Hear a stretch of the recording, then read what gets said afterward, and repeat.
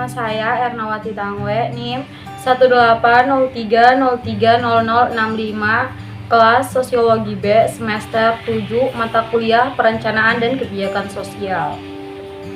Kali ini video yang saya bawa adalah tugas ke-9 tentang kesenjangan informasi pandemi. Sebelum untuk ke videonya, tolong like, comment, and subscribe. Dengan informasi pandemi di sini saya akan memberikan poin-poin penting tentang kesenjangan informasi pandemi, yaitu pandemi adalah masalah informasi. Jika kita ketahui siapa yang terinfeksi, kita dapat mengisolasi mereka dan mencegah terjadinya virus dan akan menular dari orang ke orang. Terus yang selanjutnya, akhir dari pandemi adalah penemuan efek vaksin aktif, menjalankannya atau menekankannya.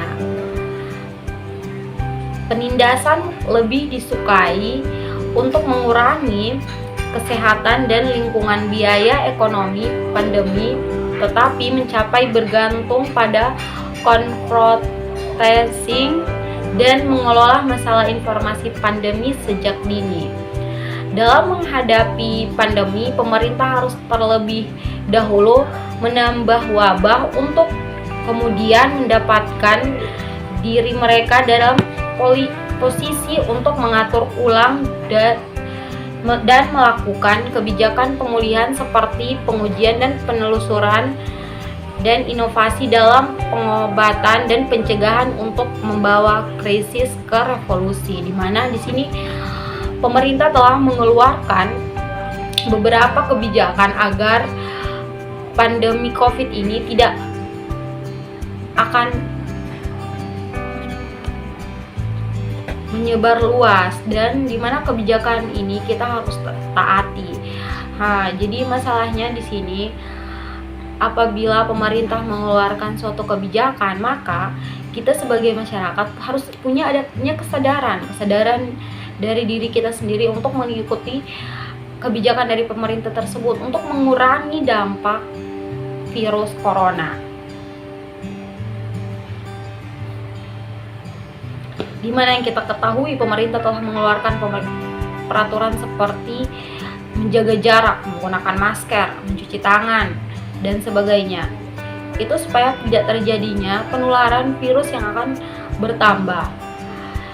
Setidaknya dari kebijakan tersebut bisa meminimalisir terjadinya penularan COVID. Di mana yang kita ketahui, COVID sekarang telah menjadi pandemi di seluruh dunia. Akan tetapi yang seiring berjalannya waktu, kita sudah melihat beberapa informasi di mana ada sebagian negara yang telah bebas masker, dan di satu negara, kalau tidak salah ya di Turki, di mana di situ tidak terjadinya, di mana di Turki tidak terjadinya corona, di mana di Turki telah bebas corona. Itu kalau tidak salah, itu saya mendengar dan ada beberapa yang lihat dari informasi. Terus di sini dari orang yang terkena papar virus tersebut, sebelum itu kan mereka mengisolasikan diri. Untuk sebelum berbicara ke masyarakat kan ada 14 hari untuk apa? Isolasi mandiri. Jadi itu juga termasuk mengurangi terjadinya penularan virus. Jadi sekarang ada beberapa kebijakan pemerintah yang mungkin ada pro dan kontranya, yang sebagaimana yang awal-awalnya diberikan sebuah kebijakan tentang PPKM. Itu membuat lemahnya perekonomian dari pedagang atau ekonomi orang-orang kecil, sehingga itu menjadi suatu kesenjangan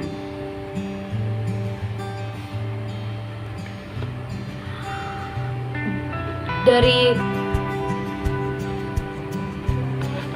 selanjutnya, di mana kita ketahui ada peraturan pemerintah tentang vaksinasi, di mana seluruh masyarakat harus diwajibkan untuk mengikuti vaksinasi, di mana vaksinasi tersebut untuk menambah imun tubuh agar apabila terpapar virus masih bisa ditahan dalam jangka waktu yang lama. Berbeda dengan orang yang belum divaksinasi, di mana mereka belum mendapatkan imun tubuh yang kuat, sehingga cepat sekali terpapar COVID dan mereka akan mungkin melemah, bisa jadi. Selanjutnya, dari bab selanjutnya yaitu cara penyebaran COVID melalui populasi. Berarti bahwa ada pilihan yang tegas antara mempertahankan kegiatan ekonomi dan kesehatan masyarakat.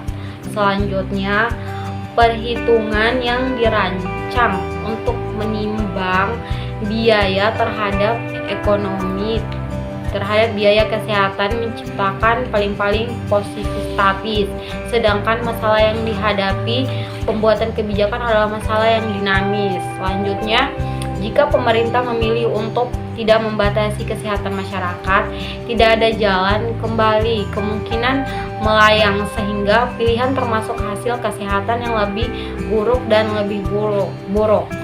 Oleh karena itu, secara ekonomi masuk akal untuk memprioritaskan kesehatan masyarakat selama pandemi untuk mempelajari lebih lanjut tentang cara-cara yang pandemi dapat dikelola, di mana kita ketahui di mana kesehatan juga penting, akan tetapi di mana-mana kan orang hidup membutuhkan uang untuk bisa memenuhi kebutuhan hidup, sehingga ekonominya itu pun juga penting. Akan tetapi dalam seseorang melakukan kegiatan usaha atau mencari nafkah pasti harus memiliki kesehatan yang memenuhi. Namun di sisi lain, di mana kebijakan pemerintah tentang PPKM itu sudah menghalangi kegiatan untuk mencari nafkah, di mana untuk kegiatan ini, di mana berpergian saja orang harus menggunakan PCR atau rapid test, itu sekarang masih berlaku. Itu termasuk bagus juga sih, tapi ya itu ekonomi masyarakat yang makin melemah, dimana dengan adanya pandemi COVID ini kita tahu banyak sekali yang di PHK. Dari yang awal pandemi saja banyak yang di PHK sehingga terjadinya banyak pengangguran. Namun di sisi lain, kebijakan pemerintah sangat membantu dan meminimalisir terjadinya COVID-19, yang mana di Indonesia sendiri COVID sudah mulai berkurang dari yang tahun sebelumnya sampai sekarang. Itu sesuai apa yang saya baca, mohon maaf kalau ada yang salah. Di mana kebijakan pemerintah tersebut memberikan pola hidup baru yang dengan sendirinya telah melekat dalam diri kita.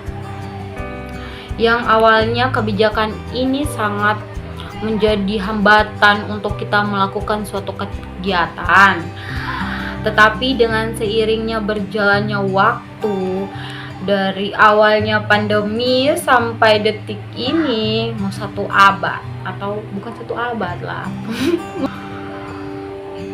mau sampai 2 tahun ini, kebijakan pemerintah tersebut dengan sendirinya telah memberikan pola hidup baru dan sudah melekat pada diri kita.